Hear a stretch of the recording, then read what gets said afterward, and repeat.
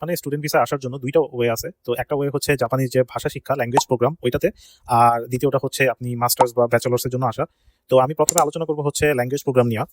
So language প্রোগ্রামটা হচ্ছে ২ ধরনের। একটা হচ্ছে নিহঙ্গ গাক্কো যেটা হচ্ছে ভাষা শিক্ষা স্কুল, আরেকটা হচ্ছে শর্ট ডিগ্রি প্রোগ্রাম। তো শর্ট ডিগ্রি প্রোগ্রাম যেটা ওইটাও হচ্ছে ভালো, আবার নিহঙ্গ গাক্কোটাও ভালো। তবে আমি পার্সোনালি বলব যে নিহঙ্গ গাক্কোটা বেশি ভালো, কারণ এখানে হচ্ছে নিহঙ্গ গাক্কোতে আপনি ২ বছর অনেক কিছু শিখতে পারবেন এবং ২ বছর শিখার পরে আপনি পরবর্তীতে ক্যারিয়ার অন্য প্যাথে চলে যেতে পারবেন। তো নিহঙ্গ গাক্কোতে আসার ওয়ে হচ্ছে যে বাংলাদেশ থেকে আপনার ভাষার যে লেভেল, জাপানিজ ভাষার লেভেল হচ্ছে ৫টা, N5 থেকে N1। সো সবচেয়ে বেসিক বিগিনার যেটা সেটা হচ্ছে N5। আপনাকে বাংলাদেশ থেকে N5 টা কমপ্লিট করে যে জাপানিজ জেএলপিটি এক্সাম ওইটা দিয়ে একটা ভালো স্কোর তুলতে হবে, এবং ওই স্কোর তোলার পর আপনার জাপানের যে ল্যাঙ্গুয়েজ স্কুলগুলো আছে সেগুলোতে আপনাকে অ্যাপ্লাই করতে হবে, এবং তারা আপনার স্কোরের ভিত্তিতে তারা আপনাকে অফার করবে বিভিন্ন পজিশন। তো অনেকেই আছে, অনেক বলতে আসলে বাংলাদেশের 99% স্টুডেন্টরা এই নিহঙ্গ প্রোগ্রামে যারা আসে তারা বিভিন্ন এজেন্সির হেল্প করে আসে। তো আমি এখানে আমার ভিডিওতে কোনো এজেন্সির নাম বলবো না, বাট বাংলাদেশে অনেক ভালো এজেন্সি আছে যাদের success rate in terms of ভিসাতে খুবই হাই। তো আপনারা কিছু রিসার্চ করে ওগুলা বের করে নিয়েন। তো নিহঙ্গ গাক্কোতে যখন আপনি ধরেন এজেন্সি ধরে জাপানে আসলেন, তো আসার আগে আপনার মোটামুটি ভালো একটা অ্যামাউন্ট, আমার মতে ১০-১২ লাখ টাকা খরচ করে আপনার জাপানে আসতে হবে।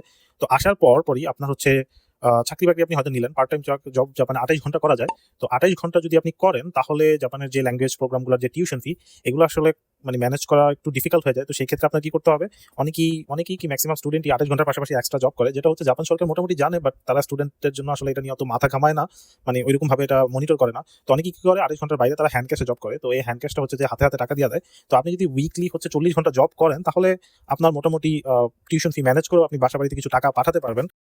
তো টিউশন ফিটা হচ্ছে বছরে মোটামুটি ৫.৫ থেকে ৬.৫ বা ৭ লাখ ইয়েন, যেটা বাংলাদেশী টাকায় প্রায় ৪-৪.৫ লাখ টাকার কাছাকাছি চলে যায়।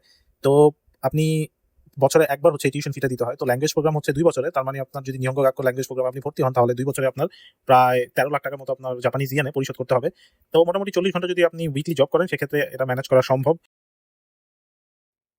তো এটা করার পরে এখন আসা যাক যে যখন ল্যাঙ্গুয়েজ প্রোগ্রাম শেষ করবেন তার পরবর্তীতে কি হবে? তো ল্যাঙ্গুয়েজ প্রোগ্রাম শেষ করার পরে আপনি এরপরে আপনার যেই আ ল্যাঙ্গুয়েজের রেজাল্ট আছে এটা দিয়ে আপনি পরবর্তীতে ডিপ্লোমাতে ভর্তি হতে পারবেন। তো ডিপ্লোমা এখানে জাপানের খুবই হাই স্ট্যান্ডার্ড। তো এগুলাকে সেনমন গাক্কো বলে। তো এই সেনমন গাক্কোগুলাতে বিভিন্ন সাবজেক্ট নিয়ে পড়া যায়। যেমন কেউ হয়তো অটোমোবাইল নিয়ে পড়ে, কেউ হয়তো আপনার নার্সিং নিয়ে পড়ে, অনেকে আবার আইটির বিভিন্ন সাবজেক্ট নিয়ে পড়ে। তো এই সেনমন গাক্কোগুলো হচ্ছে ২ বছর, এবং এই ২ বছরে আপনি এই কোর্সটা কমপ্লিট করার পর আপনি হচ্ছে আপনি জব হান্টিং শুরু করতে পারবেন। তো এটা হচ্ছে সবচেয়ে বেস্ট ওয়ে এবং স্টেবল ওয়ে। তো এই ক্ষেত্রে আপনি যদি নিহঙ্গ গাক্কোর মাধ্যমে আসেন তাহলে ২ বছর আপনি নিহঙ্গ গাক্কোতে পড়বেন এবং দেন পড়া শেষ করে আপনি হচ্ছে ডিপ্লোমা করবেন ২ বছর। টোটাল ৪ বছর পড়ার পর আপনি আপনার যে প্রফেশনাল লাইফ সেটা শুরু করতে পারবেন। আর মোটামুটি এখানে ইনিশিয়াল অবস্থায় আপনি যখন ফুল টাইম জব করবেন তখন আপনার হচ্ছে বেতন আমার মতে ২.৫ থেকে ৩ লাখ ইয়ানের ভিতরেই হয়। যেটা জাপানে চলার জন্য আমি বলব যে মোর দ্যান এনাফ আমাদের বাংলাদেশীদের জন্য।